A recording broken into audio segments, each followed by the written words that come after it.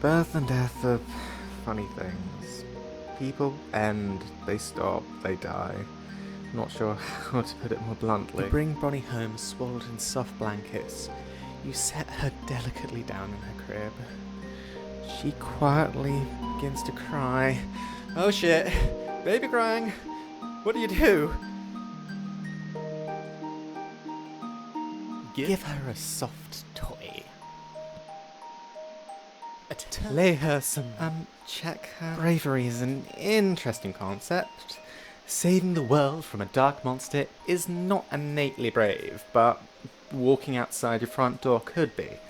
It's all about how much fear you're going through at the time and if you manage to overcome it. And you just changed the baby's nappy. You are truly the bravest out of all of us. Oh my. The next few years are comprised mostly of crying and pooping, and considering that I'm not a sadist, I'm not going to... It's a wonderful spring day. The sun fills... As you peacefully stroll along, a little white rabbit jumps out in front of you. Bonnie is simply overjoyed and reaches out towards it. But the next second, there's a sickening screech, and the rabbit is now airborne, being held in fierce talons, piercing through its flesh, staining its white fur. Don't worry your little head about anything. That little rabbit always wanted to know how it feels to fly. Shortly after, you and Bonnie went to look at a pet shop. But after seeing all the rabbits in cages, Bonnie concluded that this must be super evil murder prison. And that she'd just heard of. She ran out, screaming, convinced that the rabbits were about to murder her. You see Bonnabelle looking up at you, beaming. Her face and hands a rainbow smudge of chalky marks. In her hand she tightly clutches a scrunched piece of paper. She raises it up in triumph. It appears to be an incomprehensible... Back away in terror, letting out an ear-piercing scream. Bonnie giggles with glee at your reaction and proceeds to chase you around the building with a terrifying picture of the monstrous beast in tow. You play your part of the terrified prey with great enthusiasm. Probably too much enthusiasm, considering you jumped out of second-story window of the building you're in to escape it. You are a true actor, and actors are willing to suffer for their art, but sadly the ambulance crew did agree with your reasonable explanation on why you just jumped through the flipping second-story window and nearly broke your spine in half. Dad? Are slugs jealous of snails? It's just snails have those little houses on top of their backs, and slugs don't. It's just unfair. They don't have a place to hide and curl up in, or a nice place to sleep when it's cold outside. It just doesn't seem very nice.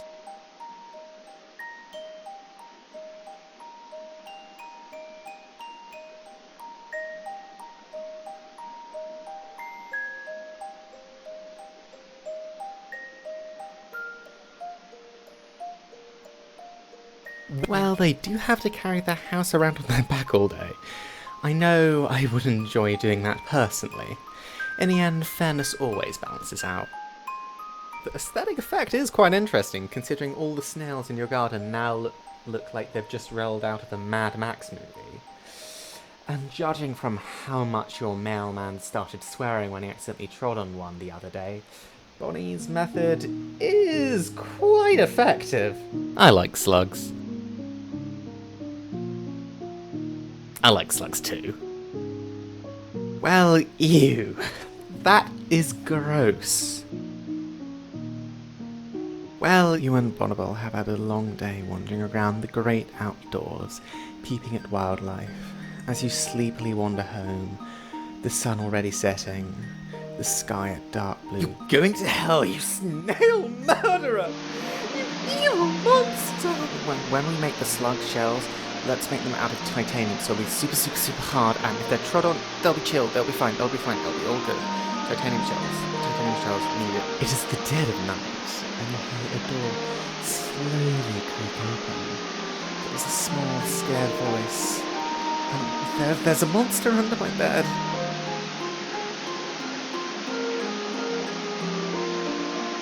Give Bonnie a gun and say, "You'll be safe with this if you see a monster." After a restful night's sleep, you go to Bonnie's room and find that every surface is completely riddled with bullet holes.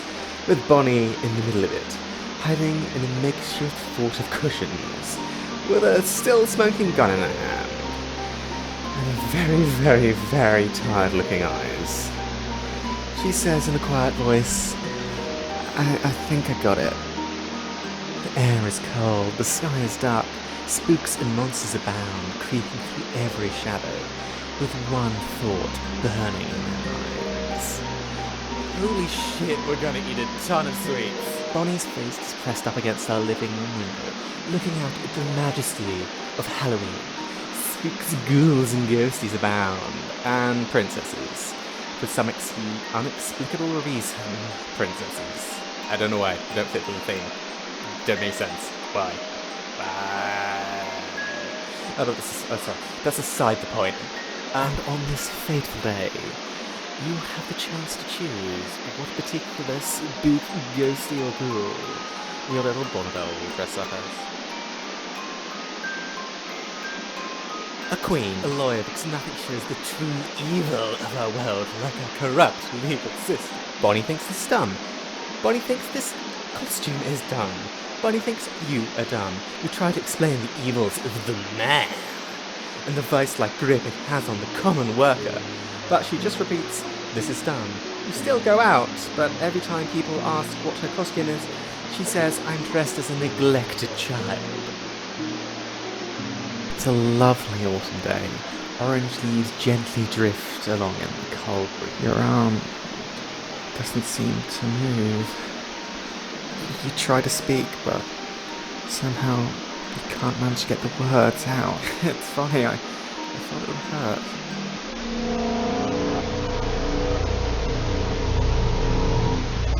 You hear a faint cry off in the distance, but suddenly the cries are not so distant. A wave of noise hits you, cackling, hooting, screaming. You can't tell whether the makers of the sound are going through the most... they appear, they seem to be chirping to each other in some sort of strange alien song. Meat, the manliest meal. No meat. Vegetarianism for life. Any food is good food. Pizza! Considering that you can produce far more food exclusively farming plants than farming plants and animals, and these guys look like they need to get the most food they possibly can. Also, these guys don't look up to hunting. And thankfully cabbages don't fight back, so it should be a safer option.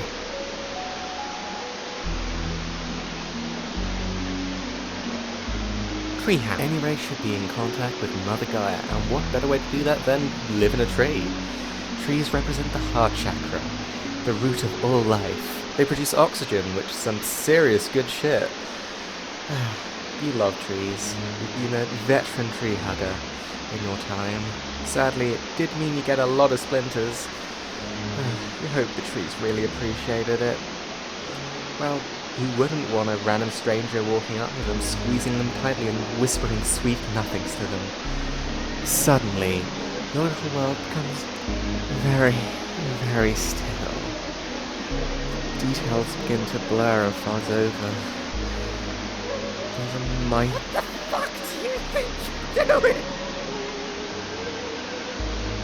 Wait a second! Did I appear in a flash of lightning? What the hell is wrong with my hands? If you gave me dark eyeliner, by God I'd slap you one of these meant to be. You're too old to be playing with dolls. What the fuck do you think? The helpless little creatures begin to cry and shriek. Please stop. Shoot it with your suit channel the power of magic and friendship to create a rainbow beam of happiness and acceptance, which proceeds to melt the skin off the creature's face. And the creature begins to scream. Scream lasts for 10 minutes until your joy laser thankfully burns through its little vocal cords. It takes a while, but friendship will always prevail. And in an amount of time, it does become a burning pile of ash on the ground. Friendship. Gotta love it. The little creatures begin to cheer. Hooray! You banished the monster. Oh my god, I know you were awesome before, but literally, you're so awesome, I can't describe it. Wow. to a bad place. It being bad goes without saying. Because bad stuff comes to a bad place. Which is bad. Bad. Bad. Please. Wait, no. Can't make no. Please. Go to bad. So you decide to go. No, I don't. So all your charming little creatures are gone. All your You can't keep me out forever. You can't keep us out. You realise that death doesn't matter, right? Whether you die now in 100 years, the sadness in the world will go up the same amount. Maybe your parents will mourn you, or your children will. When the stress of existence is too much, when your life is replaced with molten lead, when you can't bear the world any longer, it's no tragedy to die. Then and there, people will mourn your death no matter when you die. In this way, you yourself then, like a melody, you understand this in the world of decrees. It's so selfish. For them to come around, to draw out the pain. They're the ones who've committed a sin. They're increasing the world's sadness. To be honest, it's best for them to forget about you. To abandon them. And if everybody's forgotten your name, you can die! Because there's nobody to remember you. And nobody will be sad. I put my face forward. Now, the only thing left for you to do is to kill yourself. But I'm happy. I do not want to die. The world is colourful and beautiful, and I know one day it will all come to an end.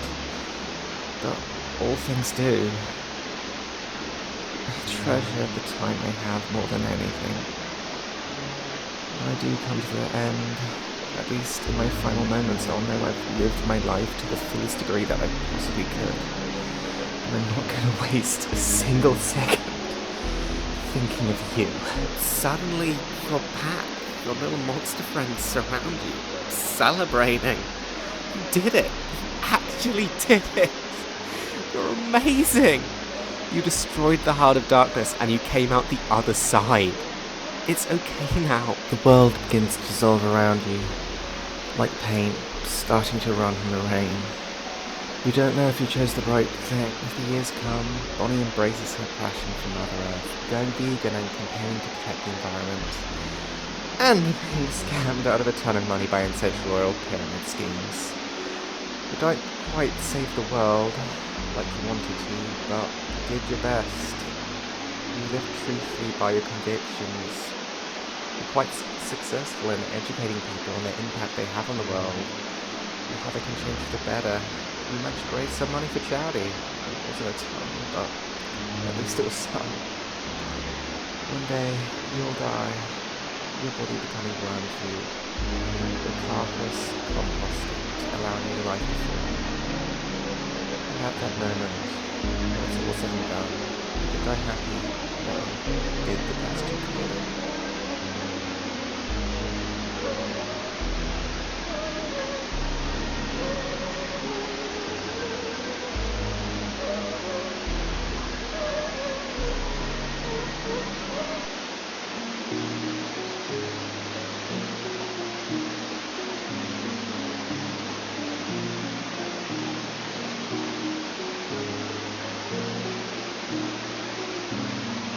Birth and death are funny things. People end, they stop, they die. Not sure how to put it more blunt. You bring Bonnie home swaddled in soft blankets. You set her delicately down in her crib. She quietly begins to cry. Oh, turn up the TV and grab a book. Just had a baby and I'm awfully tired. You deserve a reward. Technically, her mother went through most of the work, but you did have to deal with her complaining, so it all balances out in the end. The next few years are comprised mostly of It's a wonderful... as you peacefully stroll along, a little white rabbit jumps out. Survival of the fittest, motherfuckers! Get that fluffy bastard! The next day at school, Bonnie saw a kid in a wheelchair with a candy bar and proceeded to push him out of that particular chair and steal the candy bar. Run away screaming, survival of the fittest. As you can see, you're quite an inspiring role model. You see Bonnibel looking up at you, beaming. Her face and hands a rainbow smudge with chalky marks. In her hand, she tightly clutches a scrunched piece of paper. She raises it up in triumph. It appears to be an incomprehensible mist of scribbles. A mess of overlapping chalky colours whose smears a deep postmodern representation. How dare you! Bonnie's teacher very, very calmly and slowly explains to you that your daughter is 5 and learning about quantum mechanics may be not appropriate for their age.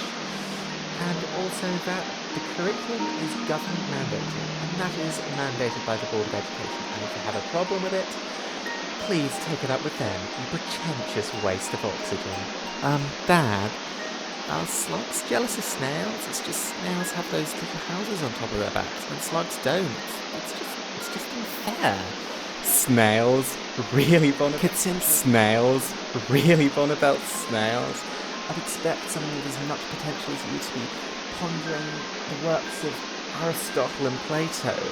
Such banal things as snails are far, far beneath you, darling. And you should treat them as such. Now, let's go read some Ulysses. I think Bonnie might hate you now. And with a response like that, I certainly do too. I like slugs. Well, you and Bonnibel have had a long day wandering around the great outdoors, keeping at wildlife. As you sleepily wander home, Bonnie, we are hiring my farms. Oh, I wasn't sad about the snail, it's just... Now my shoe's all gross with the slime. I thought you'd be upset with me for getting it dirty. It is the dead of night, and you hear the door slowly creak open. Give a Bonnie a... Oh my god, there's a monster under your bed. What do we do? Quick, police arrive at your house and assure you there isn't a monster under your bed, and that you should grow the fuck up. And if you waste any more police time, you will go to jail. The air is cold, the sky is dark, spooks and monsters. Bonnie's face is pressed up against her, and on this fateful day, you have the chance to choose what particular spook gives. A queen, a lawyer. Well, spiders do is zombie, because all you need is pale green skin and moaning noises. And judging from the amount of candy Bonnie's going to consume, that's going to happen anyway. Bonnie most definitely enjoyed being a zombie. Spent the previous days trying to perfect the perfect room and shuffly zombie walk. On the day, she went out and asked from the neighbours for brains, and they came back with a massive bowl of walnuts and said they were shriveled little brains, like if the normal brain was a grape and these were raisins. The bulletproof logic of this most certainly convinced Bonnie. Funnily enough, she didn't actually get sick and green from eating too much candy. In Bonnie's words, zombies eat brains, zombies do not eat candy. It's a lovely autumn day. Orange leaves gently to your arm. Doesn't seem to move. You try to speak, but somehow you can't manage to get the word. I don't want to leave. You hear a faint cry off in the distance, but suddenly the cries are not so distant.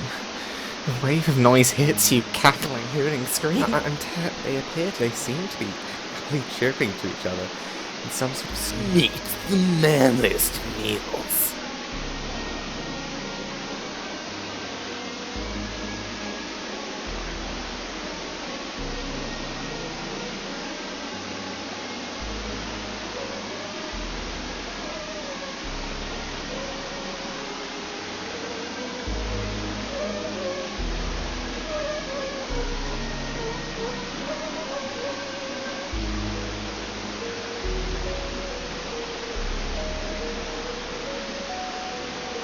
On top of the ground.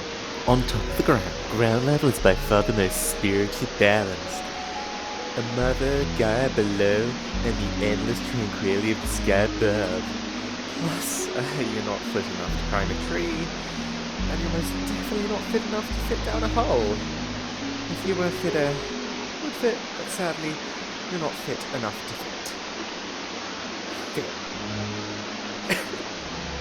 Suddenly, your little world becomes very, very... What the fuck do you... Wait a second! Did I appear in a flash of lightning? What are these meant to be? You're too old to be playing with dolls. Helpless little creatures begin to cry and shriek. Please, Ignore it. convince him. Ignore it. People are really just doing it for attention. The more you know of them, the meaner they'll get. Because the more attention they have, the meaner they will be.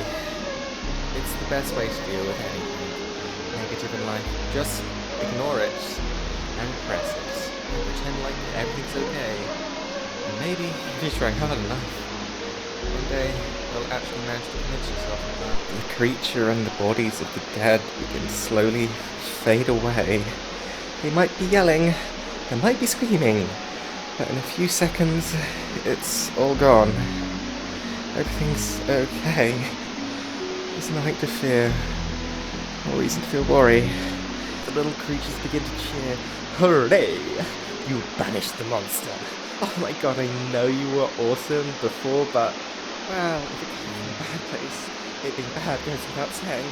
Because bad stuff comes with the best. Go to bad place. So you decide to go, no I don't! So you decide, Well, you're charming little creature. you can't keep me out forever. Why won't you let it end? Everything you feel now, the loss, the pain, the sadness, is everything they will feel. You're supposed to love your child, care about them, but you're cursing them from the very start. To feel everything, good and bad, that there is an escape, there isn't a release from this endless cycle. Don't you dare pass on your defective genes. How can there be tears when there's no one left to cry? As a great man once said, life is pain. Oh, sweet pea, do you need a hug? I know you're meant to be the villain, but... Life is pain? Really? There's so many great things in life. Food is pretty fucking good for a start. If I was dead, I wouldn't be able to eat it. I mean, the existence of sweets and chocolates might not be the best reason to, stay alive, but... Hey, it's something. And something's more than nothing. Suddenly, your pack, your little monster friends surround you, celebrating. You did it. I can't blame you. Every wish, every whim, every dream, every fantasy. Here it can all be real. You can save the world against impossible odds, fall in love, have children. But in the end, it's only you. And you can't escape that. No matter how much you play and pretend, that hollow feeling just grows and grows and grows and grows, and you can try and scream for someone, but the only thing that will come back is the echoes of your own